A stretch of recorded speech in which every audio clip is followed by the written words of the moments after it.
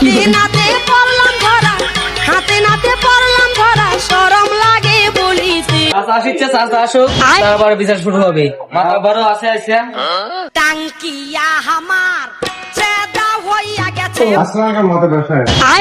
ওয়ালাইকুম আসসালাম।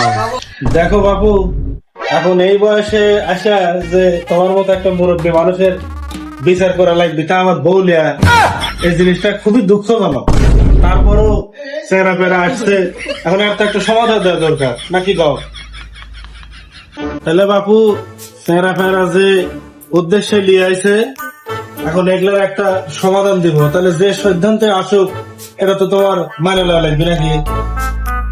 এখন যেহেতু চুঙামেঙ্গা ধরছে, এখন আপনি মাতব্বর সাহেবের কাছে নিয়ে এখন আপনি যে মত দিবেন, এখন সেই মত আমার অবশ্যই মানা লাগবে। তো ছেলে পেলে তোমরা, তাহলে আমি যে ডিসিশন দিব সবাই কি মানবা? দেখো বাপু, তুমি তো এই বয়সে এসে চেংরা মানুষ বিয়ে করেছো, তো বউ তো থাকলেন জোর জুলুম করে আর ঘরে চাপা দেবেন। তুমি মুরগির গোস্ত দিয়ে এক বেলা ভাত খাওয়াই।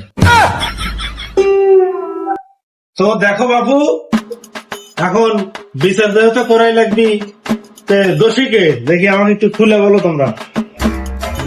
ওরে না বাবু, যাচ্ছিলাম নামাজ পড়বে, লেভেলে দেখি যে দুইজন চাষার ওয়াইফ কি একটা করছে না, নাউজুল্লাহ কি শুরু করে দিয়েছে রমজান মাসে।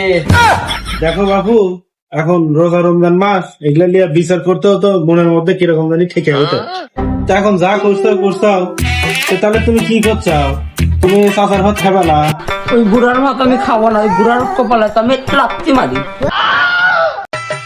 ছিল যে আশা, এখন মিয়া লোক, যা করছো, এখন কথা হচ্ছে যে তুমি এই বুড়া বেটার সাথে যাবা না স্বামীনের সাথে যাবা? আমি স্বামীর সাথে দেখে যাই, ওই বুড়ার ভাত আমি খাবো না।